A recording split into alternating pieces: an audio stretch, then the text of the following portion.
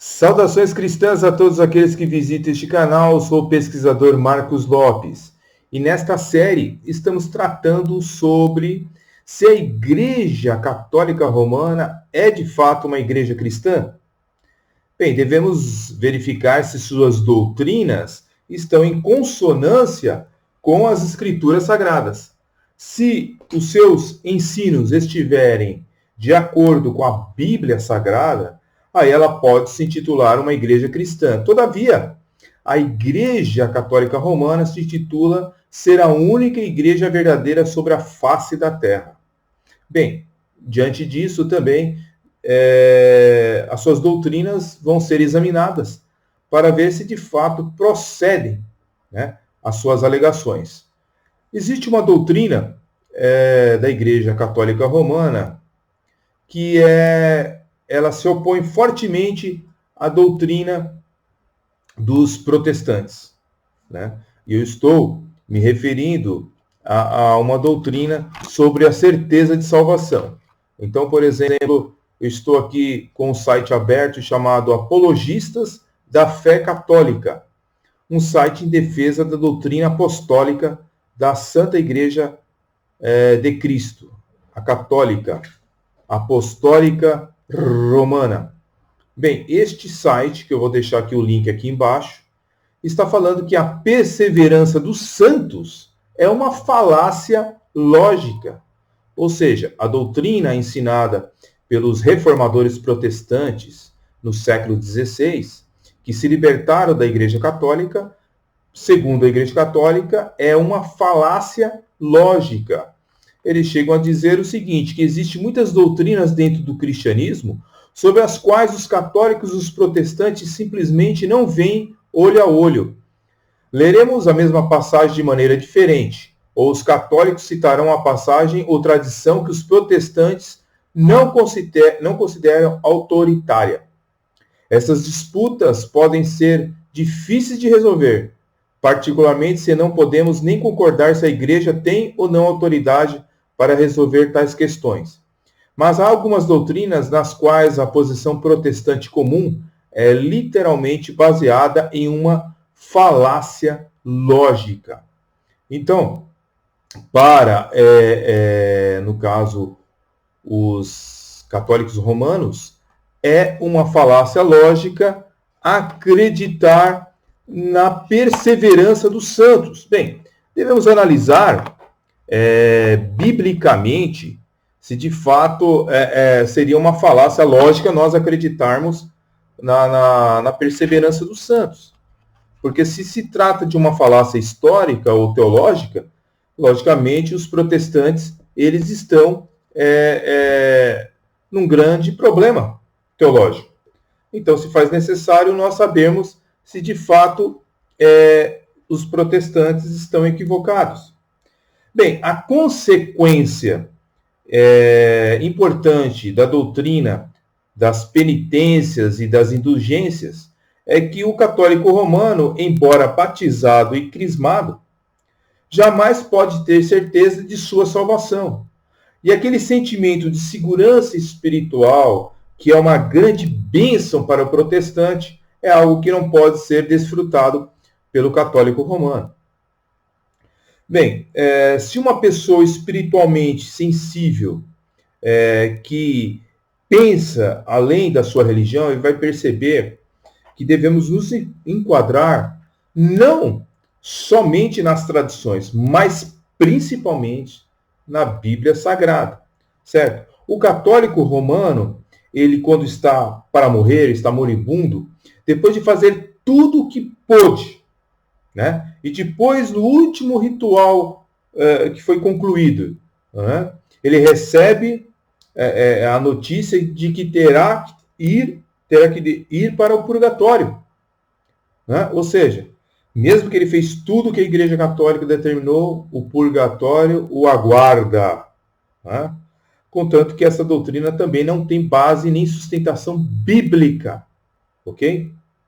Então, lá no purgatório, ele vai sofrer torturas desconhecidas, sem nenhuma certeza de sua duração, quanto que vai durar esse purgatório, Mas com certeza que se os seus parentes pagarem, né, com suficiência, uma suficiência generosidade, certo? A duração pode ser reduzida, a sua estadia no purgatório, né? Bem, então, infelizmente, os católicos romanos não têm certeza de salvação, que é oferecida em Cristo Jesus. Bem, mas que contraste é a morte de um verdadeiro cristão, certo? Que tem a certeza que vai diretamente para o céu e para a presença imediata de Cristo. Que bênção maravilhosa é a fé evangélica, tanto na vida como na hora da morte. Bem, o Concílio de Trento, né, que foi o concílio criado para barrar, né, o crescimento da Igreja Católica, que vinha perdendo membros após membros diante dos protestantes, ali no século XVI. Então, o Concílio de Trento, ele chegou até a enunciar uma maldição sobre qualquer um que tivesse a coragem de dizer que tinha certeza da salvação. Ou que todo o castigo do pecado é advogado junto com este pecado de dizer que tem certeza de salvação. Essa certeza foi declarada como uma ilusão e resultado de uma ímpia presunção. Infelizmente, muitos evangélicos também entraram por este caminho católico romano, sem perceber. Mas o que acontece é o seguinte: Roma mantém seus súditos em constante temor e insegurança, certo? Até mesmo na morte, depois de administrada a extrema unção e depois de todas as missas rezadas, né? E tudo aquilo que foi feito pela sua alma, o padre não pode dar certeza de salvação para aquela pessoa, certo? Ninguém pode, então, ser verdadeiramente feliz sem a certeza da salvação. E, particularmente em assuntos espirituais, há um estado de dúvida e incerteza e um estado de miséria. Contudo, se a gente for observar, contudo, a Bíblia, a gente vai perceber que a palavra de Deus, ela apoia totalmente a doutrina da certeza da salvação. Ok? Veja bem o que diz a palavra de Deus no Evangelho de João, capítulo 5, versículo 24. Diz o seguinte, 5 e 24. E eu lhes asseguro, disse Jesus, quem ouve a minha palavra e crê naquele que me enviou, tem a vida eterna, e não será condenado, mas já passou da morte para a vida. Perceba que a palavra diz no presente, tem a vida eterna, e não está escrito terá a vida eterna. Entendeu? Esta é a diferença da palavra de Deus. Você tem que confiar na palavra de Deus. Ok? Confiando na palavra de Deus em Cristo, você pode ter certeza da sua vida eterna. Isso não é presunção. Isso não é um orgulho terrível. Não. Isso é a palavra de Deus que diz para você. Tá? Então, diz a palavra de Deus também aqui. Olha só, eu vou ler para vocês João 3 e 36. Abra sua Bíblia católica. 3 e 36 diz assim: quem crê no Filho tem a vida eterna, mas quem rejeita o Filho não verá a vida, mas a ira de Deus permanece sobre ele.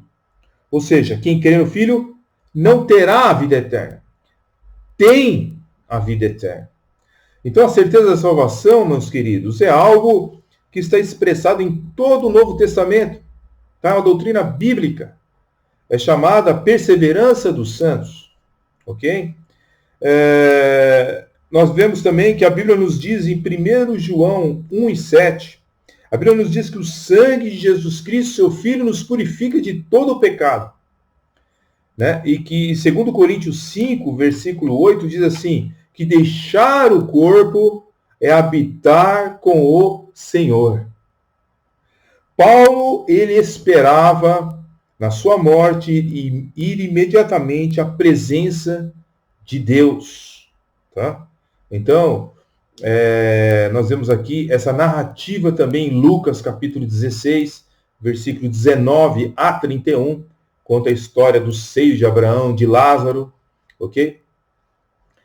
Mas ainda, Cristo é capaz de manter o seu povo salvo, não por causa da sua bondade ou da fidelidade dos cristãos, pois são as qualidades muito praticamente errôneas em nossas vidas, mas por causa do seu poder e da sua graça é que ele faz isso. É por isso que diz a palavra de Deus no Evangelho de João, capítulo 10, versículo 28 e 29. Diz assim a palavra de Deus: eu lhes dou vida eterna, jamais perecerão eternamente, e ninguém as arrebatará da minha mão. Ou seja, Jesus falando das suas ovelhas. Aquilo que meu Pai me deu é maior do que tudo, e da mão do meu Pai ninguém pode arrebatar. Ninguém pode arrebatar as ovelhas do Senhor. Ok? Então esta é a vida eterna, em João 13,16. É um dom a salvação. Tá bom? E como tal, ela é irrevogável. Irrevogável. Olha só o que está escrito em Romanos, capítulo 11, versículo 29. Diz assim a palavra de Deus: pois os dons e o chamado de Deus são irrevogáveis. Romanos 11, versículo 29, aliás. Pois os dons e o chamado de Deus são irrevogáveis. Então, a salvação de Deus para aquele ao qual ele chama, ele é um chamado irrevogável. Então, torna-se tudo isso eficaz pela obra sobrenatural do Espírito Santo na alma, e isto é chamado de regeneração, conforme Tito, capítulo 3, verso 5, ou novo nascimento, nascendo o cristão de novo, conforme João, capítulo 3, verso 3. E como tal, é irrevogável, tá bom? Nada menos do que um ato sobrenatural da parte de Deus, que a regeneração pode fazer a alma passar do estado de morte espiritual para um estado de vida espiritual. E nada menos do que o outro ato sobrenatural de Deus pode intervir nesta condição do ser humano. Essa verdadeira perseverança dos santos. Não que nós perseveramos em nos manter apegados a Deus, mas a perseverança, ela parte de Deus, que nos ajuda de uma maneira miraculosa a permanecermos na sua presença. Assim, Deus quer que sejamos salvos, e Ele quer que saibamos que somos salvos.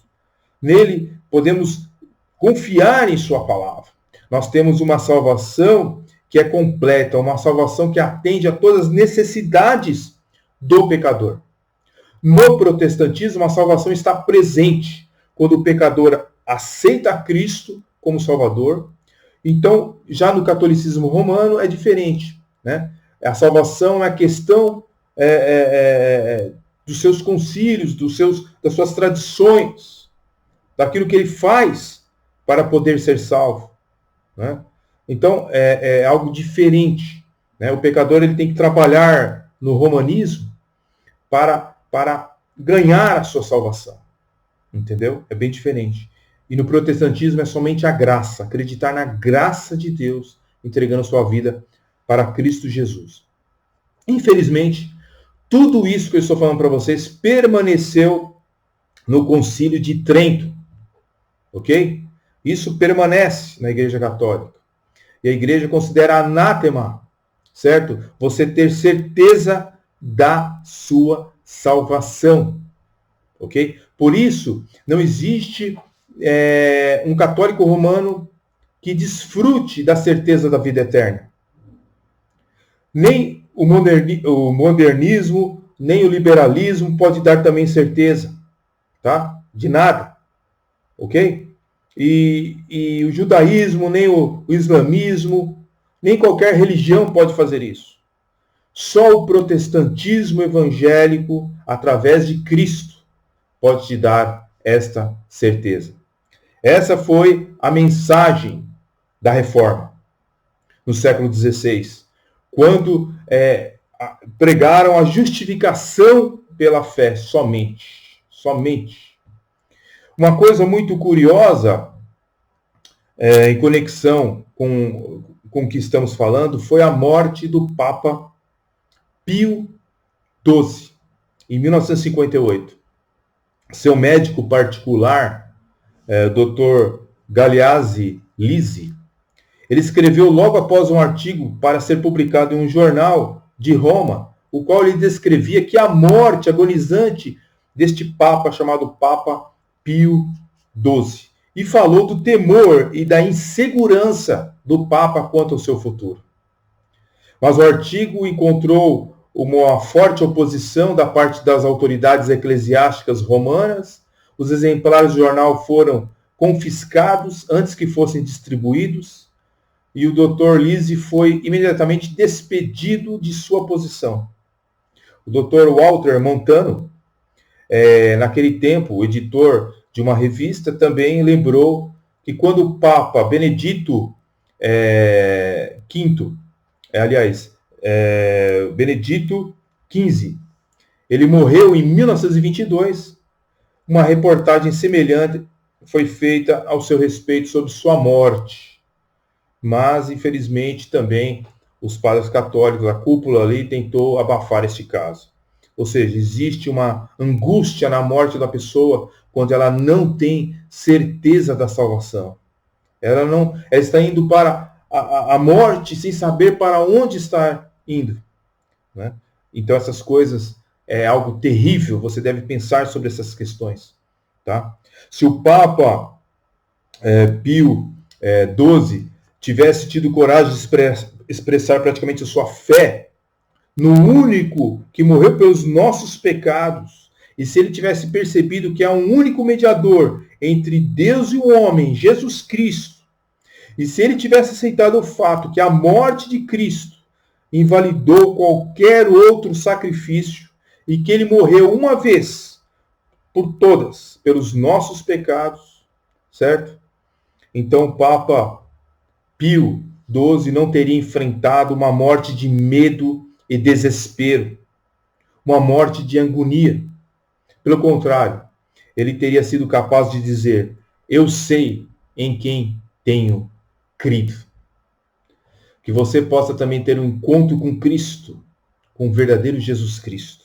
Aquele Jesus Cristo que você pode buscar aonde você quiser. Você pode ir para o seu quarto, dobrar o seu joelho e pedir perdão dos seus pecados. Pedir que Cristo entre no seu coração. E ele vai aceitá-lo. Vai aceitá-lo porque Jesus, se você fez isso, é porque de fato Deus tem um plano poderoso na sua vida.